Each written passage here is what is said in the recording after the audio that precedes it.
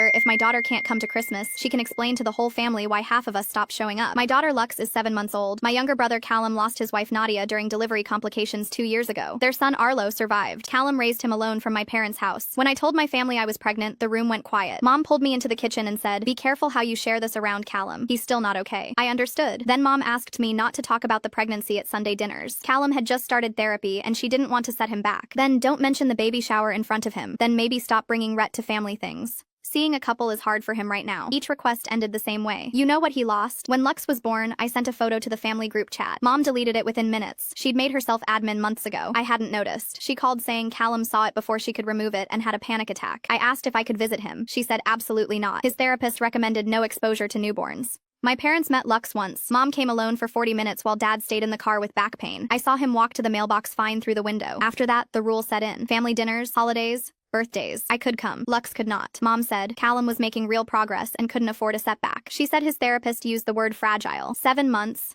I sat across from my brother at every dinner and never mentioned my daughter. He never asked. I assumed he knew and couldn't handle it. He'd ask how I was. I'd say fine, tired from work. He'd nod and watch Arlo play on the floor. Then the Christmas group chat. Mom planned everything. Stockings, cinnamon rolls, matching ornaments. She messaged me separately. Same rules for the little one. Rhett had a conference that week. No one to watch Lux. Mom said, "Then we'll do a separate Christmas for you after. I'll bring leftovers." I typed in the group chat. "I've hidden my daughter for 7 months. I've left her behind every time I walked through your door. If Lux can't come to Christmas, you can explain to this whole family why." Callum replied, "What do you mean hidden? I've been asking Mom for months to set up a time for Arlo to meet her." I called him. He said, "Mom told him I wasn't comfortable having Lux around Arlo because of how Nadia died. That I worried being near a boy who lost his mother during delivery would upset me. She said you could barely look at Arlo without thinking about it." Callum, I love Arlo. I never said that. She told me you asked her to keep him away from the baby. That's why you never brought Lux. I thought you blamed him somehow. Blamed a 2-year-old. I know how it sounds, but she cried when she told me. Said it was tearing you apart, and I should give you time. He came over that night, held Lux for an hour without speaking. Arlo kept touching her feet and laughing. Callum just watched his son meet his cousin. Then he told me something that stopped me cold. Mom canceled my therapy in September, called the office and said I was done. They told me I'd voluntarily ended treatment 3 months ago. She used his name. Told them he was better. He spent 3 months thinking his therapist dropped him. Mom said Dr. Linden retired and she'd find someone new. She never did. I went through my old messages that night. Every text I'd sent Callum in the past year went unanswered. Mom had access to his phone since Nadia died. She'd been deleting my messages and his replies before either of us could see them.